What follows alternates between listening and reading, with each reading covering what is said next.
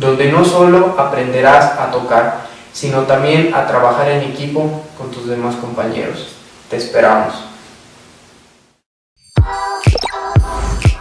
Secundaria segundo grado. Ciencias. Física. La electricidad, una parte de mi vida.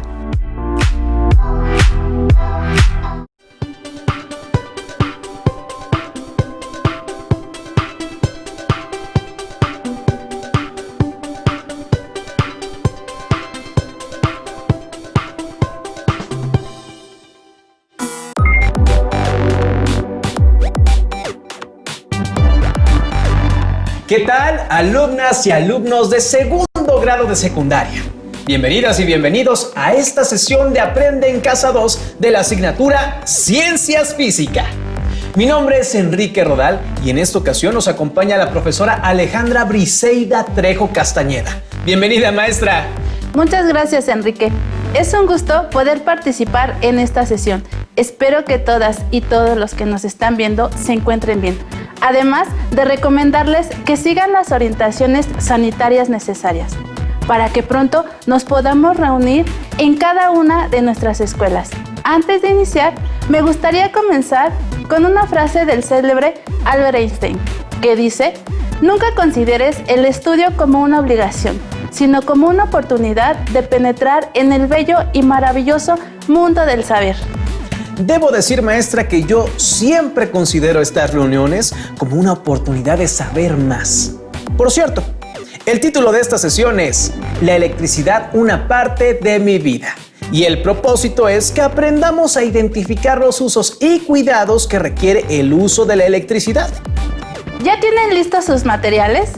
Es importante que tengan a la mano su cuaderno, libro de texto, lápiz y bolígrafo. Recuerden estar tan preparadas y preparados como lo hacen en el salón de clases.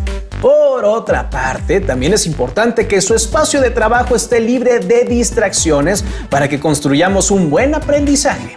No olviden tomar nota de las dudas que les surjan o cualquier dato que consideren importante para que posteriormente las revisen utilizando su libro de texto o fuentes de información confiables.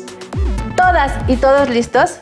Empezaremos por recordar las sesiones anteriores, donde se analizaron conceptos tales como cargas eléctricas, corriente y energía eléctrica. Enrique, ¿te imaginas la vida sin energía eléctrica? No, maestra, no, ni pensarlo. Yo utilizo la energía eléctrica en todo momento, como por ejemplo, ver la televisión, utilizar la computadora o cuando tengo que recargar la batería de mi celular. Sin él no puedo vivir, maestra. No. Si no lo tengo, ¿cómo me comunico con mis amigos? No, maestra. Definitivamente la electricidad es indispensable para mi vida. Enrique, así como la energía eléctrica es sumamente importante para ti, ¿consideras que sea fundamental para toda la población? Ay, maestra, pero por supuesto que sí. La electricidad es primordial en la civilización actual, ya que la utilizamos en todo momento. Es más, si no fuera por la energía eléctrica, las alumnas y alumnos de segundo grado de secundaria no podrían estarnos viendo desde casa. Así es, pero estas comodidades son relativamente recientes. El mundo actual es muy diferente al de hace 200 años. Por ejemplo, el alumbrado de las calles consistía en lámparas de gas que se debían encender manualmente cada noche. En las casas se usaba leña o carbón para cocinar y para alumbrarse se empleaban velas o quinqués.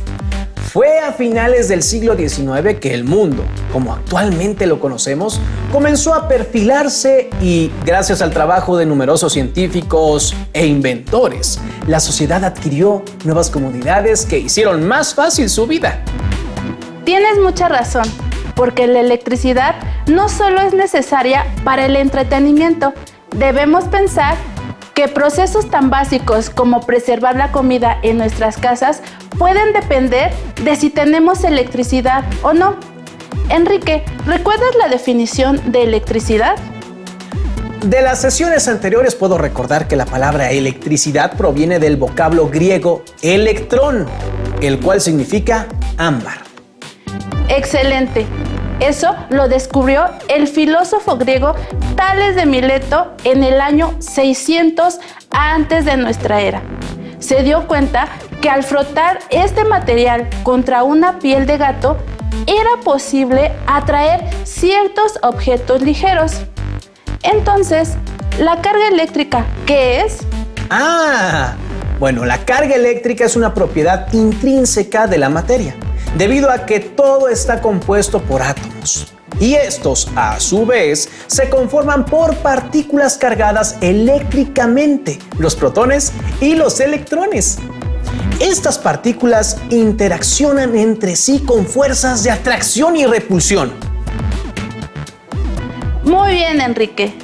Veo que sí has puesto mucha atención. Para recordar un poco más, vamos a ver el siguiente video. Cuando en una localidad se interrumpe el suministro de electricidad, se detiene el funcionamiento de todos los aparatos eléctricos.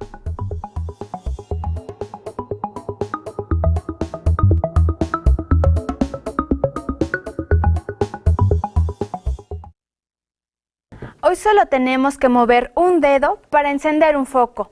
Es tan sencillo que pocas veces pensamos por qué sucede.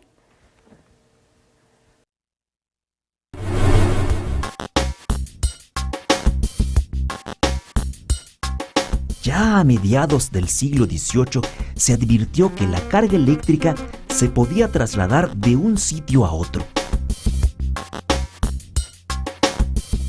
A este movimiento de la carga se le conoce como corriente eléctrica. Pero, ¿cómo es este flujo?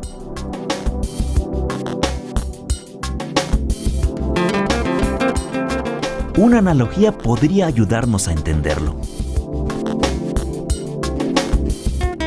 ¿En qué se parecen un río y un cable con corriente eléctrica? Así como el agua fluye por el canal, la carga eléctrica lo hace por el cable. La carga que fluye por un conductor consiste en electrones desplazándose a través de este. En un material conductor, el electrón más externo de sus átomos se puede mover libremente por el material. Se les llama electrones libres o de conducción. A diferencia de los conductores, en los materiales aislantes, los átomos tienen pocos electrones libres o ninguno. Pero, ¿qué causa el movimiento de los electrones? Los electrones requieren de un impulso del exterior, que puede ser una pila o un generador, para ponerse en movimiento y establecer así una corriente eléctrica. Así como para la corriente del agua existen obstáculos, los hay también para la corriente eléctrica. Los obstáculos en el río son piedras.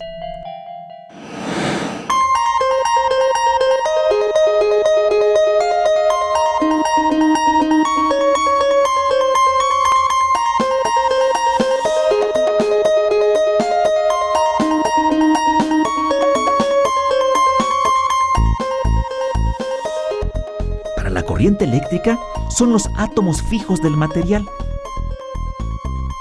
Dependiendo de la cantidad de átomos fijos, habrá mayor o menor resistencia al paso de los electrones libres.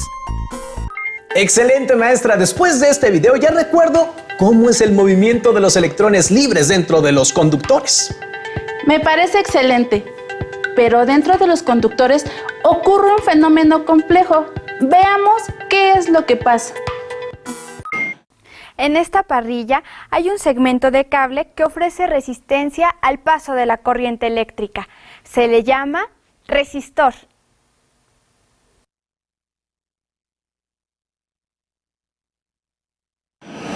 Cada vez que un electrón de conducción choca con un átomo, le cede energía cinética.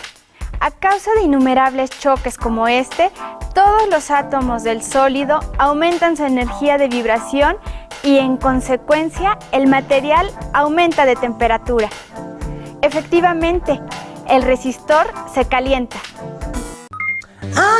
Entonces El paso de la corriente eléctrica hace que los resistores se calienten y con ellos podemos cocinar, planchar y calentar nuestra habitación, entre muchas otras actividades. Sí, tienes razón, pero no solo los resistores que están diseñados para calentarse experimentan ese fenómeno. Entonces, ¿otros objetos se calientan cuando pasa una corriente eléctrica a través de ellos? Sí, así es. El flujo de los electrones siempre produce un aumento en la temperatura de los conductores que la transportan, aunque a veces no lo podemos notar.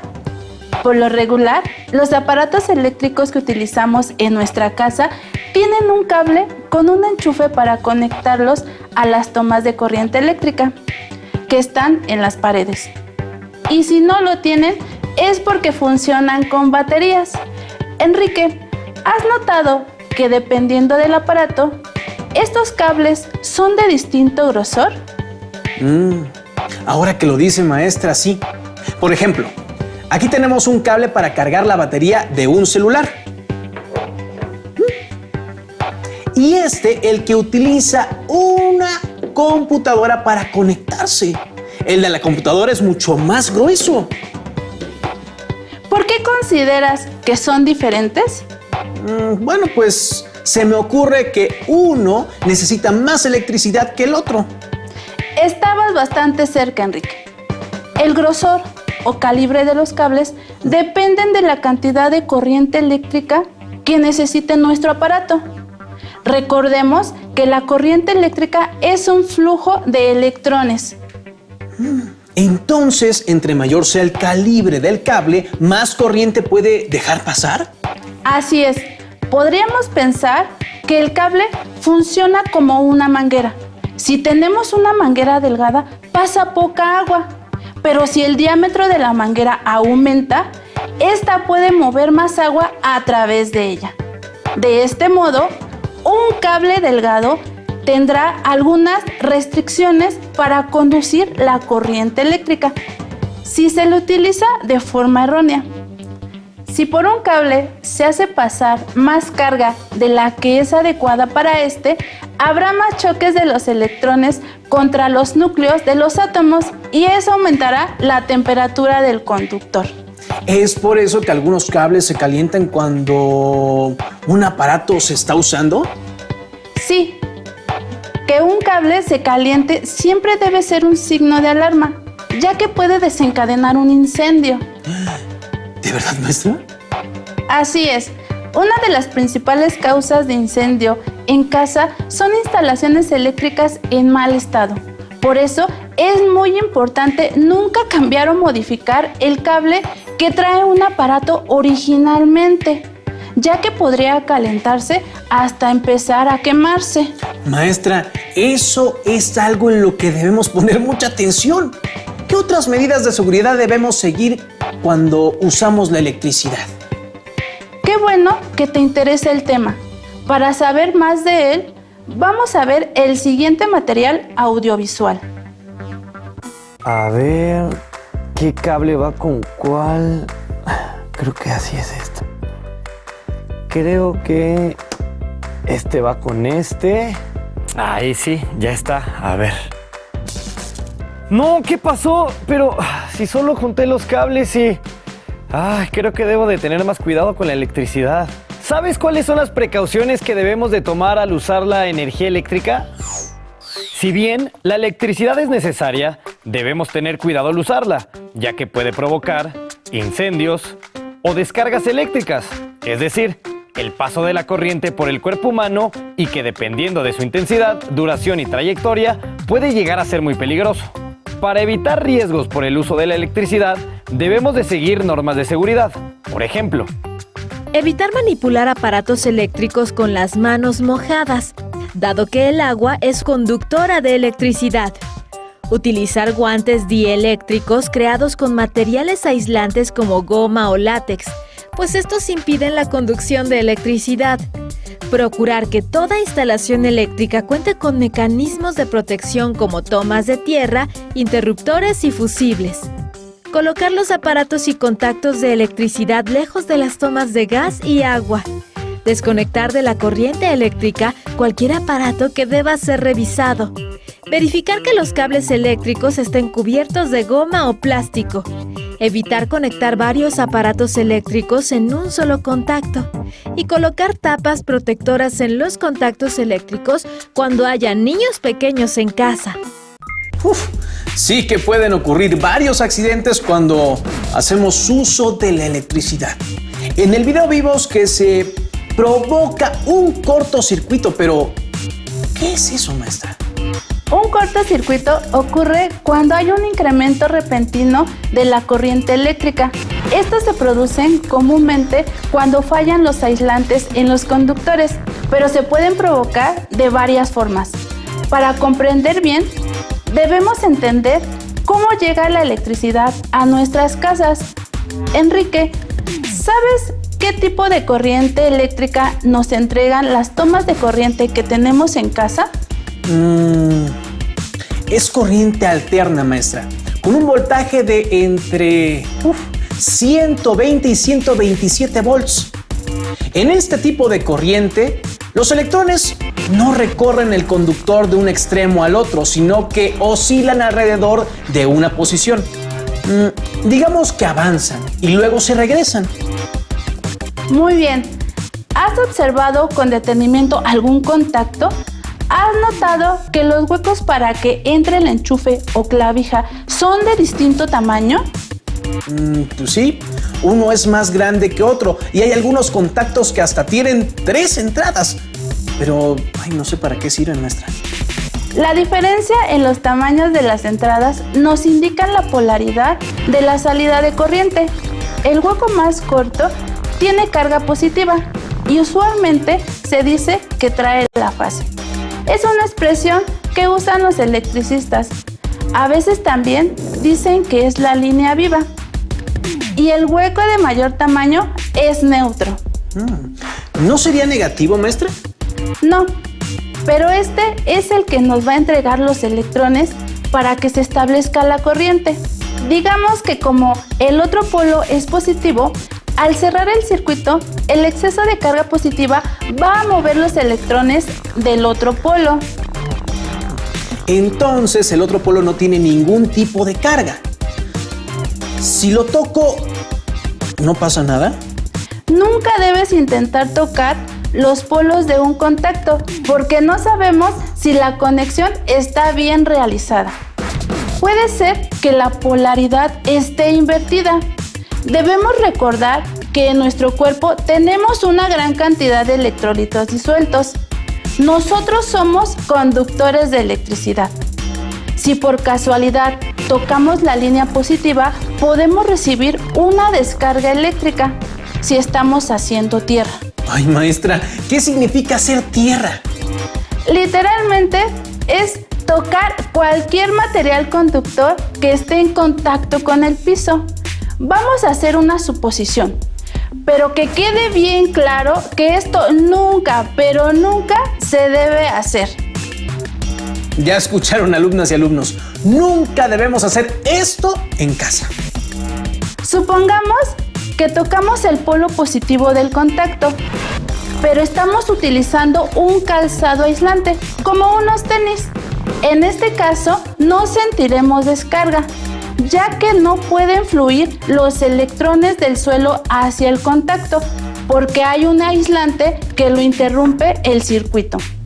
Pero si estuviéramos descalzos o tocáramos la pared, ahí sí que habría electrones que fluyeran al contacto.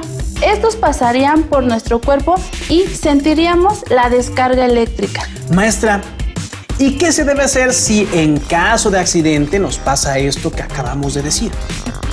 Para eso, veamos el siguiente material audiovisual.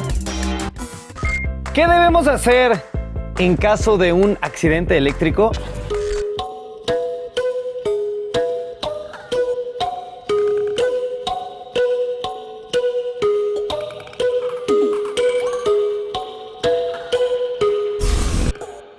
Ante un accidente eléctrico debemos llamar al servicio de emergencia 911 o bien a la Cruz Roja Mexicana.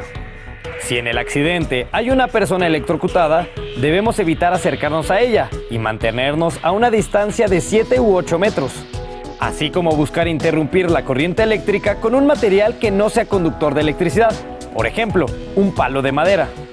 Una vez que no haya riesgos, el especialista en primeros auxilios empleará un objeto no conductor para tocar a la persona accidentada y revisar su estado de conciencia, dado que un accidente de este tipo puede alterar el ritmo cardíaco o provocar un paro respiratorio.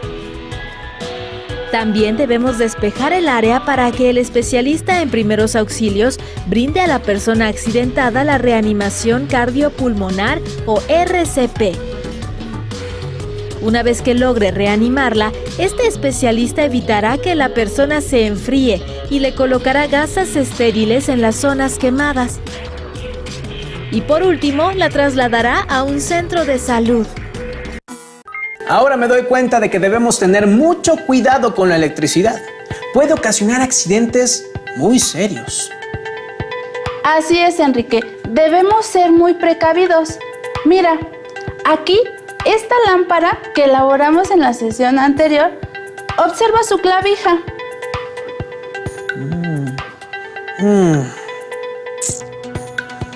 Esta tiene 2 terminales, no tiene la tercera. Maestra, ¿para qué sirve la tercera terminal? Conéctalo, por favor, Enrique. El tercer pin de la clavija se llama tierra física. Sirve en el caso de que, por algún mal funcionamiento, el aparato que estemos utilizando produzca una descarga eléctrica. Todos los circuitos que hacen funcionar los diferentes aparatos deben estar aterrizados. Eso significa que deben estar protegidos para que si ocurre una descarga, ésta se vaya a la tierra física. Claro, porque si ocurre la descarga cuando nosotros lo estamos tocando, podría darse el caso de que la descarga eléctrica pase por nosotros si es que estamos haciendo tierra. Bueno, voy a desconectar la lámpara, solo quería ver si el cable no se calentaba. No, alto, no desconectes de esa manera la lámpara. Ay, maestra, me espantó. Dígame, ¿por qué no la puedo desconectar de esa forma? Porque al desconectarla jalando, el cable, aunque no lo veamos por dentro, los alambres que lo componen se van rompiendo. Ah, tiene razón. Si se rompe sería como reducir el calibre de nuestro cable, ya que cada vez menos alambres conducirán la corriente. Así es. Entonces, sí podría llegar a sobrecalentarse y hasta desencadenar un accidente. Maestra, esto realmente me parece muy interesante. ¿Qué otras recomendaciones podemos considerar? Digo, para que todas y todos los que nos ven en casa las tomen en cuenta. Casi todas las medidas de precaución se refieren al uso de aparatos eléctricos y la importancia de mantenerlos secos o alejados del agua. Bueno, eso sí, porque el agua, al combinarse con sales, es conductora de electricidad. Si un aparato se moja, puede ocasionar un cortocircuito. Exactamente. Antes de manipular algún aparato eléctrico, deben asegurarse de que sus manos estén secas, que no estén pisando algo húmedo o estén descalzos. Ya que si recibimos una descarga eléctrica de una fuente externa, podemos sentir un leve toque, hormigueo, dolor, parálisis. Incluso, dependiendo de la intensidad de la corriente y del tiempo de exposición, podemos quemarnos o hasta nuestro corazón puede dejar de latir por consecuencias fatales. Es por eso que los conductores eléctricos deben estar aislados, no solo para evitar que entremos en contacto con la corriente eléctrica, sino para impedir un cortocircuito. Dime, Enrique, una medida de precaución que debemos considerar para el uso adecuado de la electricidad en nuestros hogares. Durante las lluvias en las que hay rayos, evitar el uso de aparatos electrónicos como el celular en la intemperie y tratar de utilizar impermeables de plástico. Excelente. También es importante revisar que las instalaciones eléctricas de casa estén en buen estado, que no haya cables sueltos, roídos o levemente quemados a causa de algún cortocircuito. Si se presenta el caso, es importante llamar a un técnico, ya que esto es una de las principales causas de incendio en los hogares. Los fusibles son muy importantes para la protección de las instalaciones eléctricas de nuestra casa. Están diseñados para interrumpir la corriente eléctrica en toda la instalación, si es que ocurre una descarga eléctrica o un cortocircuito. Tienes mucha razón.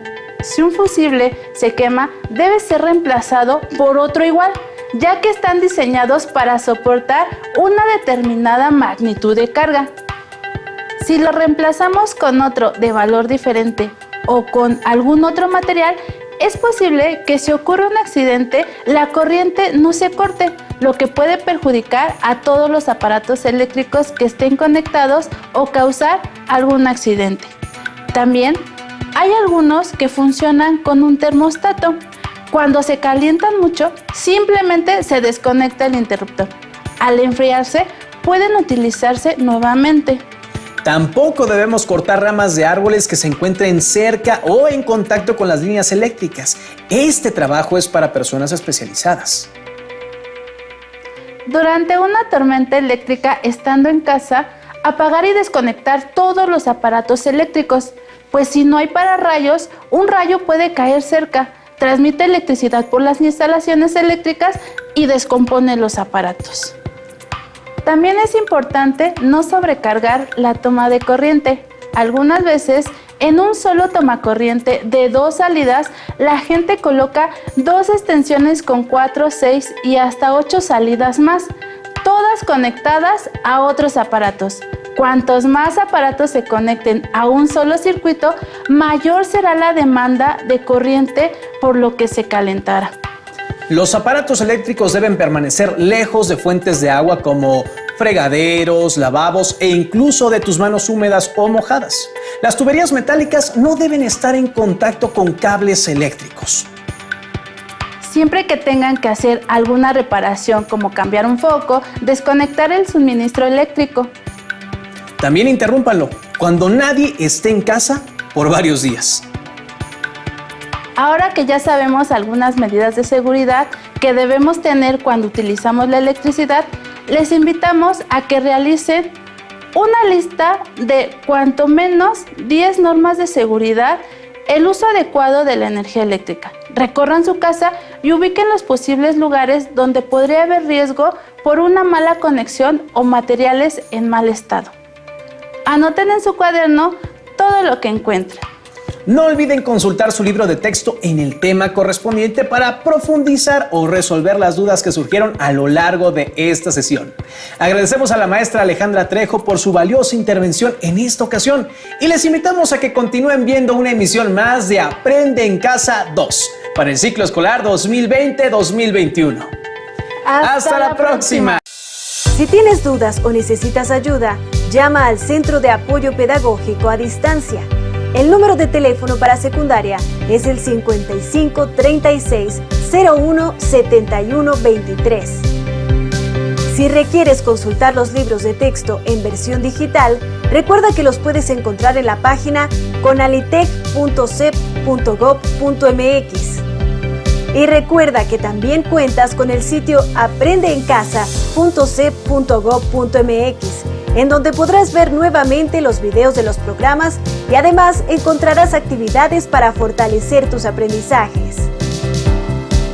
También te invitamos a que consultes la plataforma nuevaescuelamexicana.cep.gov.mx.